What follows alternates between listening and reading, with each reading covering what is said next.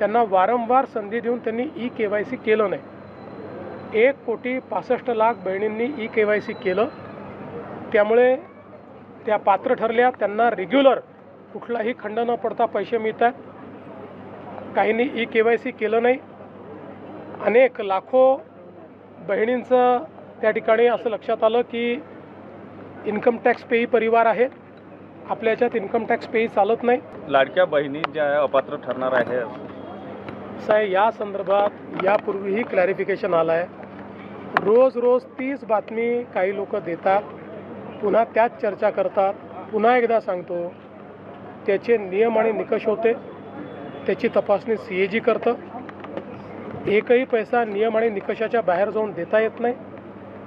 आपण योजना सुरू केल्यानंतर कोणाला त्रास होऊ नये म्हणून योजना सुरू केली, कारण इतक्या मोठ्या प्रमाणात तपासणी करणं हे महिन्यात, 2 महिन्यात, 4 महिन्यात शक्य नव्हतं। त्यानंतर आपण तपासणी सुरू केली। ई-KYC हा त्यातला महत्त्वाचा मुद्दा होता।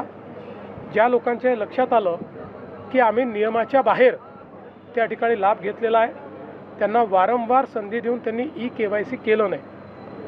1,65,00,000 बहिणींनी ई-KYC केलं, त्यामुळे त्या पात्र ठरल्या, त्यांना रेग्युलर कुठलाही खंड न पडता पैसे मिळतात।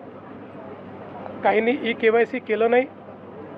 अनेक लाखो बहिणींचं त्या ठिकाणी असं लक्षात आलं की इन्कम टॅक्स पेई परिवार आहे, आपल्या याच्यात इन्कम टॅक्स पेई चालत नाही।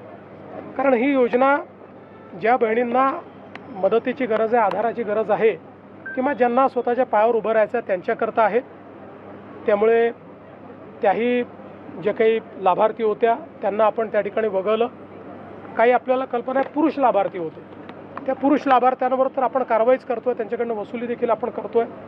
काही सरकारी कर्मचारी होत्या, आता कदाचित त्यांनी सगळेच अप्लाय करतात म्हणून करून टाकलं, पण त्यांच्यावरही मला असं वाटतं की थोडी शिस्तभंगाची कारवाई ही करावीच लागेल। आणि म्हणून आता हा जो आकडा आलेला आहे 100% व्हेरीफाईड आकडा आहे। आणि या बहिणींना जोपर्यंत आमचं सरकार आहे तोपर्यंत लाडक्या बहिणीचे पैसे मिळतच राहतील।